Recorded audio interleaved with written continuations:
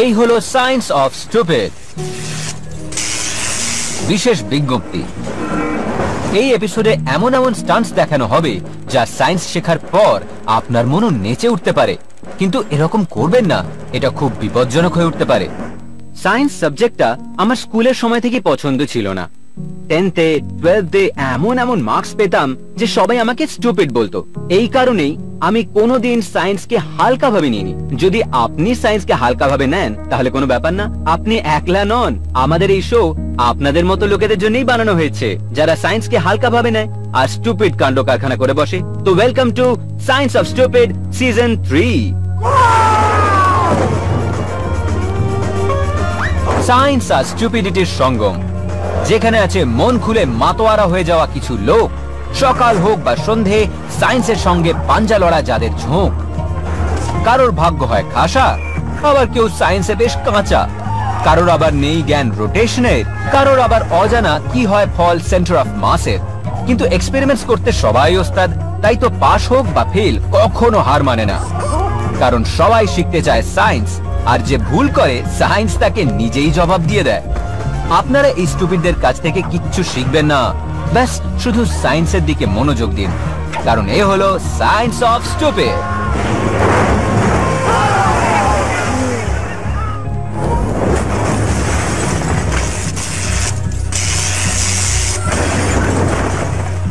আজকের এপিসোডে আমরা দেখব হুইলস এর সাহায্যে ফ্রিকশনকে কিভাবে কম করা যায়।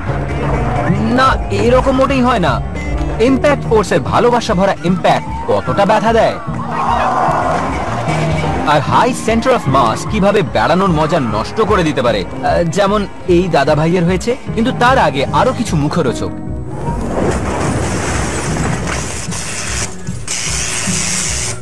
আপনাকে এক রুম থেকে অন্য রুমে যেতে হলে কিভাবে যাবেন? অবভিয়াসলি যে দরজা বানানো হয়েছে সেটা দিয়ে যাবেন, নয়তো জানলা দিয়ে ঢুকবেন। আর তো আমার হিসেবে ঢোকার কোনো রাস্তা নেই। কোনো রাস্তা আছে নাকি? জানি না ইনি এই আইডিয়া পেলেন কোত্থেকে, কিন্তু আপনি একেবারে ইন্সপায়ার্ড হবেন না। এমনিতে আমার মনে হয় না যে আমাদের দেওয়াল এরকম হয় যা ভেঙে আপনি এপার ওপার যেতে পারেন।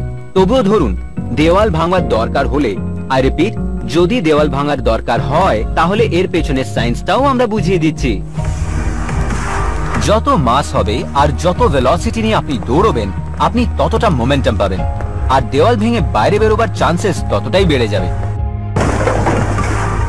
যদি কারোর ওয়েট আপনার অর্ধেক হয় তাহলে তাকে আপনার দ্বিগুণ স্পিডে দৌড়াতে হবে, তাহলে গিয়ে একই মোমেন্টাম তৈরি হবে।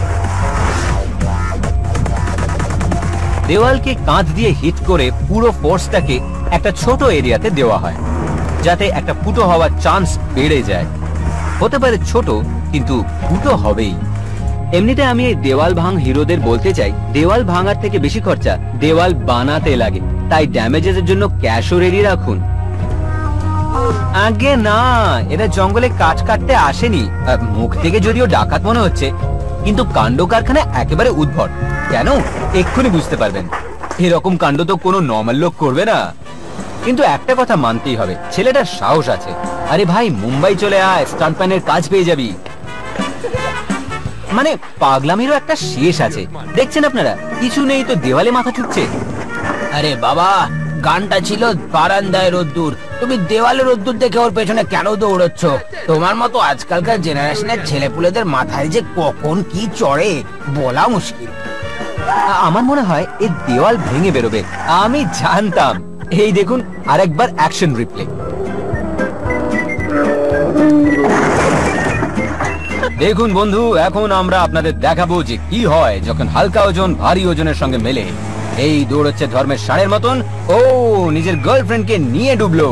আরে হিন্দুস্তানে বউয়ের সঙ্গে উঁচু গলায় কথা বলতে পারবি না, তুই তো গার্লফ্রেন্ডকে নিয়ে দেওয়াল ভেঙে বেরিয়ে গেলি।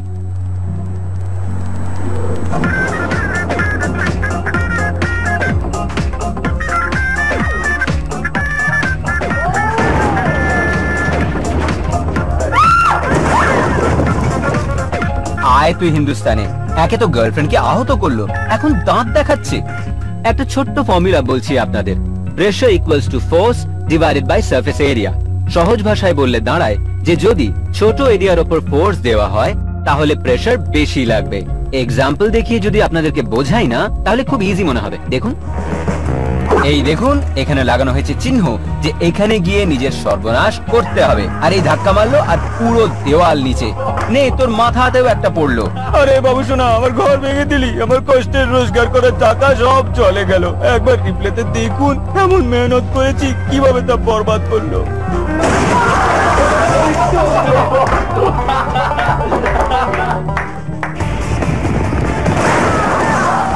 বাচ্চা তো বাচ্চা, বুড়োরাও কম যায় না। মানে একটা সীমা আছে সবকিছুর। দেওয়াল ভাঙতে এরা এমনিই মজা পায়। এমন কমজোরি দেওয়াল ভাঙতে পারছে, তাই জন্য এদের আনন্দ। দেওয়াল ভেঙে দেখাক দেখি, তখন বুঝবো।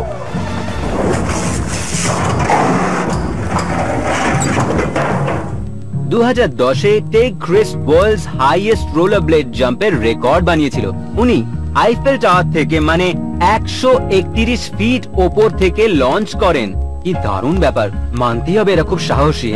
তবে আমাদের স্টুপিডদেরকেও কম মনে করবেন না, সত্যি বলছি। এবার একেই দেখুন, এই যদি এরকম না করতো তাহলে আমরা জানতাম কি করে যে রোটেশনে মোমেন্টাম কত জরুরি। রোলার ব্লেডকে নর্মাল চালাতে গিয়েই কত লোকের হাড়গোড় ভেঙেছে, মাথা ফেটেছে। আর যখন তারা হাওয়াতে কসরত দেখাবার কথা ভাবে, তখন এই রিস্ক আরো বেড়ে যায়। তাই জন্য যদি আপনি ট্রাই করেন তো আপনার হেলমেট, প্যাড আর যত রকমের সেফটি ব্যবস্থা হয় তা করে রাখুন। আর হ্যাঁ, সায়েন্সটাও বুঝতে ভুলবেন না। তৈরি হওয়া মোমেন্টামের সঙ্গে র্যাম্পে আসার পর পুশ করা হয়। তাতে র্যাম্প একটা রিঅ্যাকশন ফোর্স ক্রিয়েট করে, যার ফলে আপনি ওপরে ওঠেন।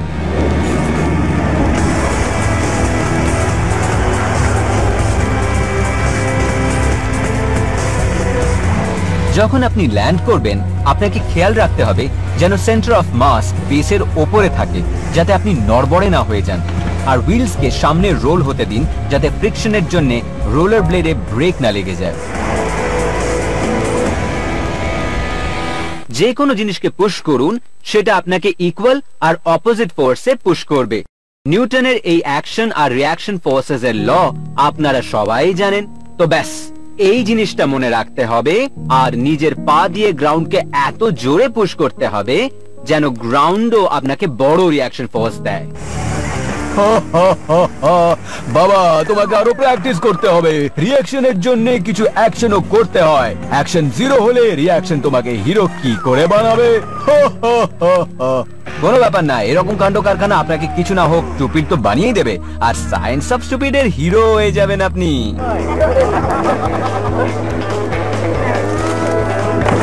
এখন আপনাদের জবরদস্ত টাইমিং এর খুব সুন্দর ছবি দেখাবো। ময়দানে চারিদিকে পাবলিক অনেক হয়েছে জড়ো, বাগানে ফুল ফুটেছে কত শত, আর ভাঙবে ওর চোয়ালখানা হয়তো।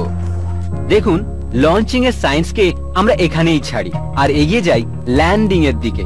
আর ল্যান্ডিং এও জানেন তো রিঅ্যাকশন ফোর্স লাগে। আগে হ্যাঁ, সায়েন্সের প্রিন্সিপাল দেখলে দেখবেন তা সব জায়গায় লাগে। আর হ্যাঁ, ফ্রিকশন কম করার জন্য আমি বলেছিলাম না, হুইলকে সামনের দিকে রাখতে হবে যাতে স্মুথ ল্যান্ডিং হয়। এইরকম ল্যান্ডিং নয়। ওয়েল, আমি এটাই জানতে চাই, এরকম কাণ্ড করার পর কার সামনে মুখ দেখাতে পারবে। আর একটা কথা তো জেনেই রাখুন, আর সেটা হলো সেন্টার অফ মাসকে নিজের বেসের উপরে রাখতে হয়। হ্যাঁ, নয়তো কি হবে, কিছু না, আপনার পশ্চাৎ দেশের চেহারাটা পাল্টে যাবে, লাল হয়ে যাবে, কালোও হতে পারে। ও, এখানে কিছু ভালো কসরত দেখা যাবে। আরে এই লম্বা র্যাম্পে তো বম ফুস হয়ে গেল। ভাই, ছেলেটার ব্যাক ফ্লিপে কোনো দম ছিল না, আর সাথেই ল্যান্ডিং এর সময় ব্লেড সিধে রাখতে পারেনি, যার ফলে হুইলস এর ফ্রিকশন বেশি হয়ে গেছে আর গ্রাউন্ডের সঙ্গে মাটির মিলন হয়ে গেল। আরে জেঠু, এর থেকে বুঝেছি যে হেলমেট কেন জরুরি।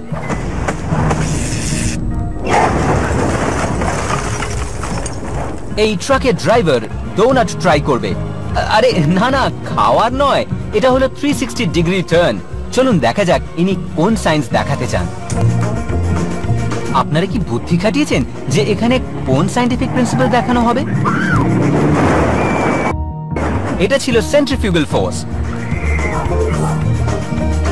যখন ড্রাইভার ট্রাক সার্কেল করে ঘোরায়, তখন এই ফোর্স মাটির ফ্রিকশনের সাথে কম্বাইন হয়ে যায় আর ট্রাককে বাইরের দিকে ধাক্কা মারে। টার্ন যত জোরে আর টাইট হবে, সেন্ট্রিফিউগাল ফোর্স ততই বেশি হবে। আর এত রকম চিৎকারের আওয়াজও ততই বেশি হবে।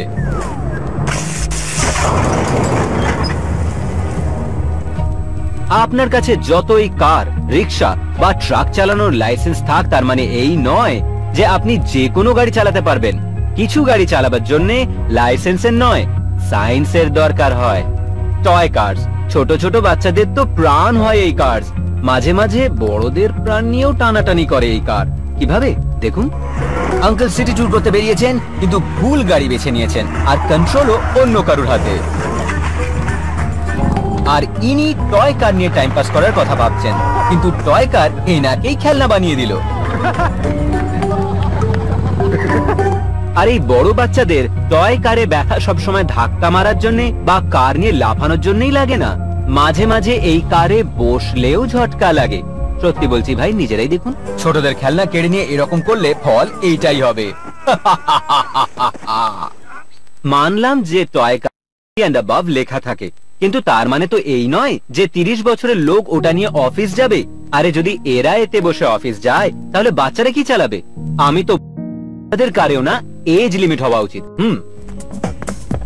যখনই কোনো বড় মহানুভব টয় কারে বসেন, তখন ওনার কম্বাইন্ড সেন্টার অফ মাস বিপদ সীমার ওপরে উঠে যায়। কিন্তু অবস্থা আরো খারাপ হয় যখন কোনো অবস্টেকল সামনে আসে, কারণ ছোট হুইলস মানে হলো হুইলস আর অবস্টেকলের মধ্যে বড় ইম্প্যাক্ট অ্যাঙ্গেল, আর তাই কার আগে এগোবে না। আর যেই সেন্টার অফ মাস হুইল বেসের উপরে যায়, কারে বসা আঙ্কেল হাওয়ায় উড়ে যায়, উল্টে পড়ে। ড্রাইভার যত বড় হবে, সেন্টার অফ মাস তত উপরে হবে, আর উল্টে পড়ার চান্সেসও তত বেড়ে যাবে। তাহলে সেন্টার অফ মাস যদি বেশি উপরে উঠে যায় তো আগে হ্যাঁ, এই মাত্র সায়েন্সটা বোঝালাম।